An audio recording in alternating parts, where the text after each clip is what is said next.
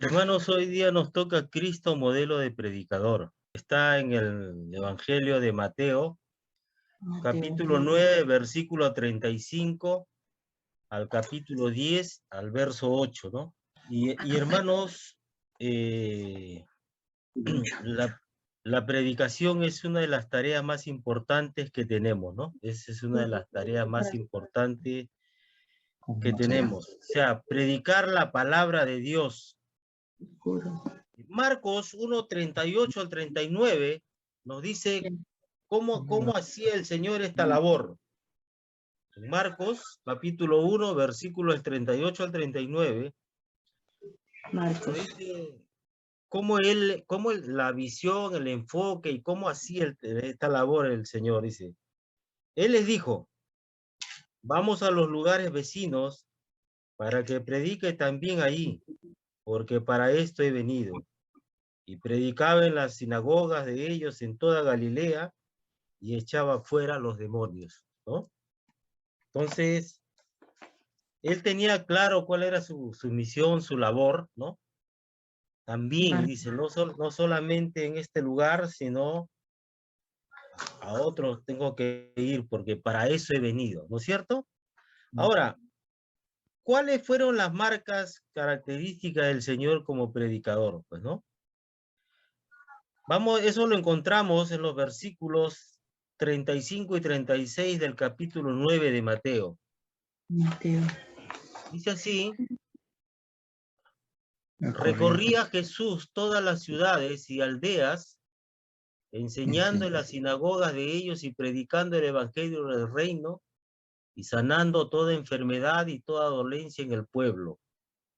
Y al ver las multitudes tuvo compasión de ellas, porque estaban desamparadas y dispersas, como ovejas que no tienen pastor.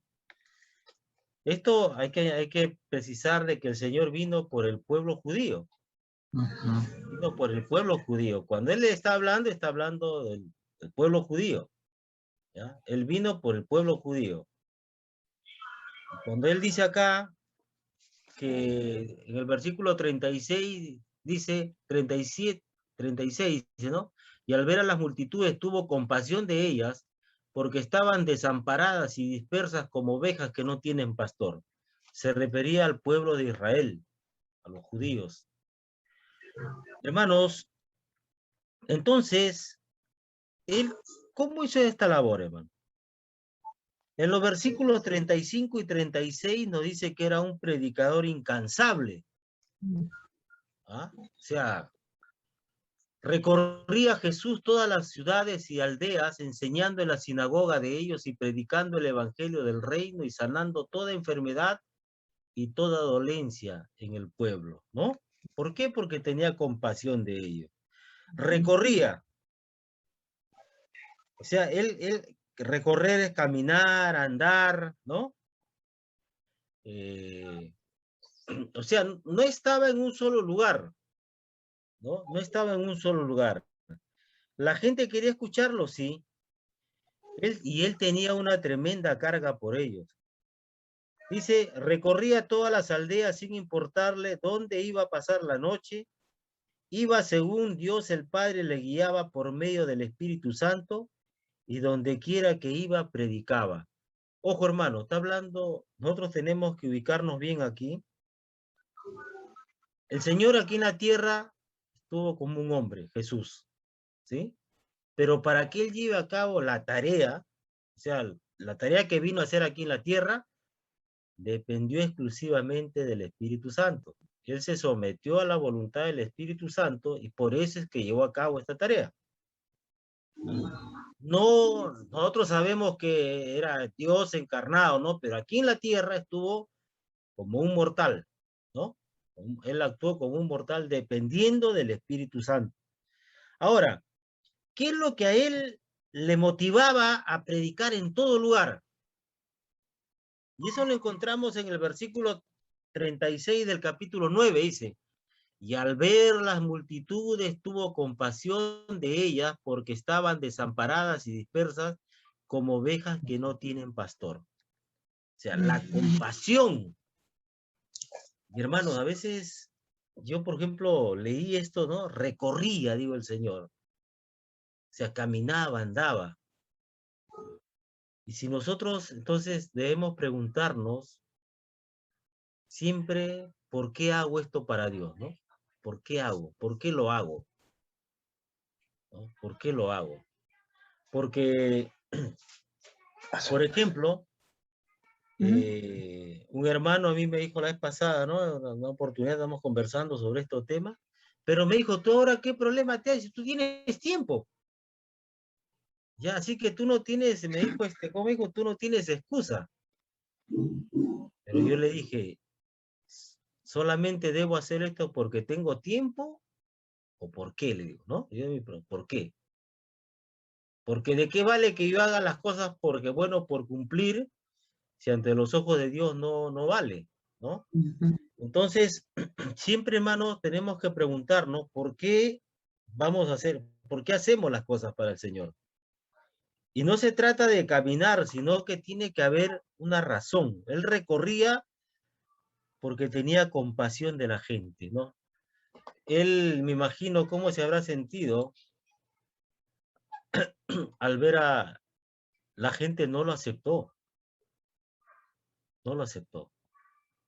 La gente lo rechazaba, la gente le mostraba hostilidad, la gente, las autoridades religiosas de aquel tiempo lo han perseguido.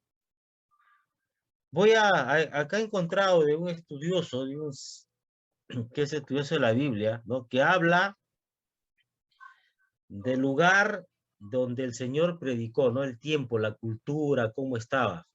Voy a organizarlo bonito para enviárselo para que, ¿no? El que quiere lo lee, son como 25 páginas, pero es la verdad, o sea, es cuando uno ubica al Señor, por ejemplo, es como él llega, por ejemplo, a un lugar donde, por ejemplo, mire, en los tiempos en que estaban ¿Cómo que estas lo subí? autoridades, por ¿Ah? ejemplo, estaban en una decadencia moral tan grande, por ejemplo, Mi cámara. al emperador de aquel tiempo, era tan vicioso, era tan inmoral, pero ya a él no le gustaban las mujeres, ¿ya? Había perdido toda inclinación por las mujeres, le gustaban los niños. Imagínese usted, ese es el contexto en el cual el Señor comenzó a predicar, donde la riqueza la tenían unos pocos y donde el emperador y toda su corte y toda su gente vivía a expensas del pueblo. ¿Sí? Vivía a expensas del pueblo. Entonces, donde toda la autoridad, por ejemplo, estaba concentrada en el hombre, ¿no? Donde la mujer, pues, no era tomada en cuenta, solamente la reducían para la procreación y para las cosas del hogar. Es más, algunos estudiosos dicen que ella no tenía derecho ni a tener, ni siquiera ser heredada por sus padres, solamente los hijos varones, ¿no? Imagínense ustedes que llegue el Señor, y antes, mire, y muchos de los judíos que vivían ahí, que había judíos como los saduceos, que eran los que se prestaban, trabajaban de acuerdo con las autoridades romanas para tener sometido al pueblo. En esa situación es que llega el Señor ¿no? Y comienza a predicar. Imagínese usted cómo le cae a un hombre que está, pues, por ejemplo, a un talibán, ¿no? Usted va y le predica que ante Dios, ante el creador y sustentador del universo, el hombre y la mujer valen igual. ¿Ah? Va a protestar. Por eso le digo, así era cuando llegó el Señor Jesús. Cuando, por ejemplo, ellos tenían dioses hasta para todos los gustos. Ellos, por ejemplo, cuando llegó el Señor Jesús a la tierra, ellos tenían casi 1000 dioses. Porque ellos tenían Dios para la casa, Dios para el pueblo, Dios para la nación, Dios para cada cosa. Imagínese usted que él está, ¿no? Y él viene a predicar, ¿no? Él viene a predicar, pero ¿qué es lo que predicaba el Señor, pues? Entonces, hermanos, se necesita valentía, se necesita compasión por la gente, ¿no? Dice, un predicador del evangelio, dice, ¿qué predicaba Cristo? ¿No? ¿Qué era el evangelio que predicaba él en aquel tiempo? Él enseñaba, ¿qué es lo que predicaba? Las enseñanzas del Antiguo Testamento acerca de la manifestación del reino de Dios. Y eso está en Isaías 52:7. O sea, él ojo, él no predicaba lo que a nosotros nos enseñó Pablo, ¿no? Sino que él, lo que hablaban de Dios en el Antiguo Testamento, y está en Isaías 52:7. Dice así, cuán hermosos son sobre los montes los pies del que trae alegres nuevas, del que anuncia la paz, del que trae nuevas del bien, del que publica salvación, del que dice a Sión, tu Dios reina. O sea, fíjese, ¿y cuál eran los grandes temas que predicaba el Señor? Hablaba del reino, ¿no? O sea, de Dios el Padre. ¿Ah? Ahora, también hablaba de las exigencias del reino, y eso lo vemos en Mateo capítulo 5 y 7, donde vemos el Sermón del Monte. O sea, esas eran las exigencias, o sea, cómo debían vivir, ¿no? Los judíos, o sea, los que pertenecían al reino de Dios, ¿no? Pero también las características de ese reino la encontramos en Mateo 13, ¿no? Donde están casi las parábolas, ¿no es cierto? El trigo y la cizaña,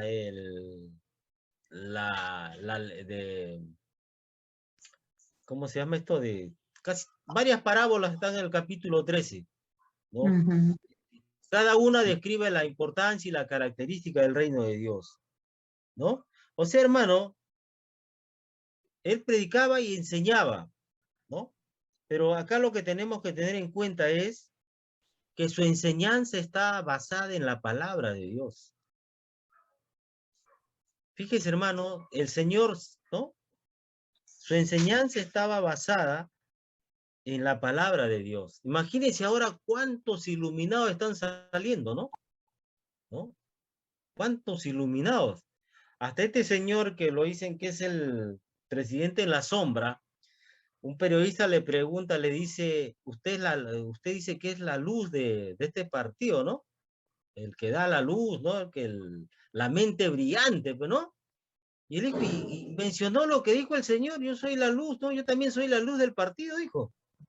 Jesús dijo, yo soy la luz del mundo y él es la luz del partido. Fíjese. Pero hermanos, nosotros, el Señor enseñaba, su enseñanza, su predicación estaba basada en la palabra de Dios, en lo que había, o sea, en lo que estaba escrito, ¿no? En el Antiguo Testamento. O sea, él no vino a dar una nueva palabra, sino a reafirmar la palabra de Dios ya dada en las páginas del Antiguo Testamento. O sea, nosotros vemos en el Antiguo Testamento todo lo que describen quién es Dios y qué es lo que ha hecho Dios Padre. Él no vino a cambiar nada. Y él enseñaba en base a lo que estaba en ese tiempo. Entonces, nosotros, ¿qué tenemos que aprender de esto? Que nosotros debemos proclamar las Escrituras, enseñar las Escrituras, pero lo que está en la Biblia. ¿Ah? Porque hermanos, ahora, yo a veces, se me ocurrió hace tiempo, hay un pastor español, dice que a él a veces le envían ciertos videos, que, por ejemplo, un cristiano encuentra en la red, ¿no? Que hablan sobre diferentes temas, y se lo envían para que él dé una respuesta bíblica. Y él pues lo hace, ¿no? Y había, por ejemplo, una mujer que decía, así, le escuchaba, que ella a punta de diezmo, así dice, a punta de diezmo yo te meto al cielo, le decía a uno de sus feligreses, ¿no? Una mujer, en una iglesia de esas grandes, ¿no? Así le decía, yo a punta de diezmos te meto al cielo. Pero hay gente, pues, hay gente que dice, amén, gloria a Dios, si usted viera la cantidad de personas que le escuchan. Cae. Otro también que dice, saquen su billetera, que yo voy a orar y bueno, hace un compromiso, usted tiene que comprometerse. Ahora usted sale acá, se va al cajero y ahí se va a encontrar, dice, en su tarjeta, una cuenta para usted, ¿no? Y cómo la gente ahí mismo hasta se cola. Uno llegó a decir, solamente tengo 20 sobres, nada más. Así que los 20 primeros para que sean bendecidos. Usted mira a la gente como... Pero fíjese a lo que estamos llegando. Entonces, nosotros tenemos que predicar y enseñar que dice la palabra de Dios, ¿no? Lo que está en la palabra de Dios. Por ejemplo, yo cuando tengo que hablar del Evangelio me voy a lo que dice, lo que escribió Pablo en el capítulo 15 de Primera de Corintios, ¿no? De frente, que Cristo Jesús murió, ¿no? Por nuestros pecados, fue sepultado y resucitó al tercer día, ¿no? Hermanos, pero también, pero el hecho de que él tenía que predicar, proclamar, ¿no? Acerca del reino de Dios, pero no solamente se centró en la predicación y en la enseñanza, sino que, hermanos, también, o sea,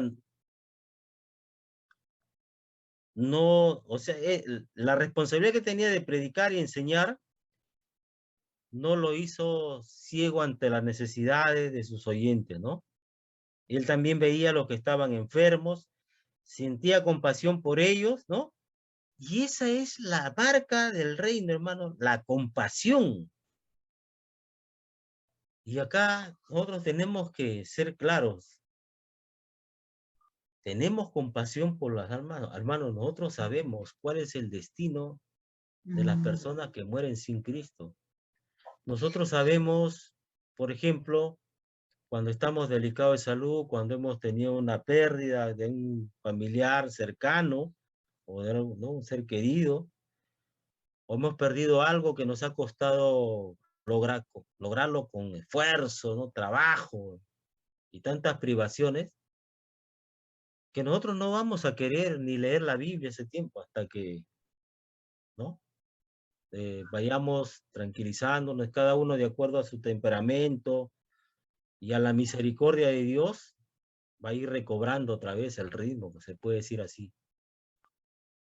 Pero hermanos, nuestra oración, por ejemplo, para los hermanos que están delicados de salud, que están, por ejemplo, están en UCI, que Dios los ayude para que ellos, aún en esa situación, puedan seguir confiando en Dios, puedan seguir creyéndole a Dios.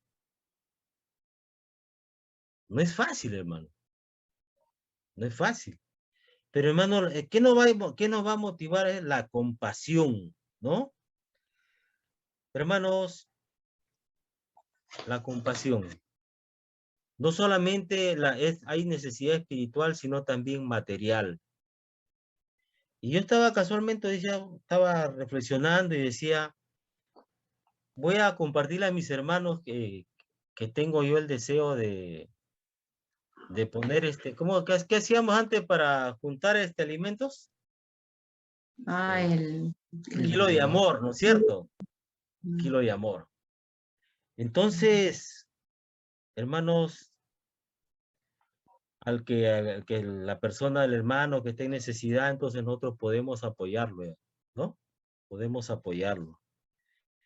Y a ver si lo hacemos antes del último domingo de este mes o la primera semana del próximo mes comenzamos.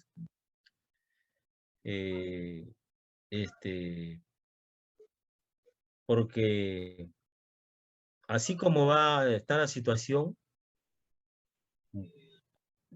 si esta cuestión, las autoridades que están en el gobierno ahora no ponen coto a esto, no toman cartas en el asunto, va a haber mucha gente desempleada, van a cerrar empresas, más empresas, las cosas se van a poner más difíciles, hermano. Entonces, ahora es cuando nosotros tenemos que apoyarnos, ¿no? Apoyarnos. Hermanos, por ejemplo, El Señor a sus oyentes alimentó, la Biblia dice, alimentó a 5,000 personas, ¿no? Que lo escucharon. Pero otra de las características, hermano, del Señor es que era un discipulador de otros. ¿Ah? Él, aún siendo el Dios encarnado, ¿no? Fue consciente de que él no se abastecía para llevar a cabo toda la obra. Entonces necesitaba involucrar más personas. Por eso es que mandó a los discípulos a orar por más obreros, ¿no? Hermanos, y eso acá está en versículos 37 y 38 del capítulo 9 de Mateo. Dice así: entonces dijo a sus discípulos, a la verdad, la mies es mucha, mas los obreros pocos. Rogad pues al Señor de las mies que envíe obreros a sus mies. Hermanos, y este versículo siempre va a estar vigente. Siempre. Debemos hacerlo nosotros parte de nuestra oración diaria. Que el Señor levante obreros para sus mies. Que el Señor levante obreros para sus mies. Pero no solamente, hermanos, es orar. Después el Señor los enviaba también. Dice capítulo 10, dice, entonces llamando a sus 12 discípulos de autoridad sobre los espíritus inmundos, para que los echasen fuera y para sanar toda enfermedad y toda dolencia, ¿no? O sea, versículo 5, a estos 12 envió Jesús y les dio instrucciones diciendo, por camino de gentiles no vayáis y en ciudades samaritanos no entréis, sino id antes a las ovejas perdidas de la casa de Israel. Y yendo a predicar diciendo, el reino de los cielos se ha acercado, sanad enfermos, limpiad leprosos, resucitad muertos, echar fuera demonios, de gracia recibisteis, da de gracia. O sea, les enseñó, ¿no? Los preparó. Hermano,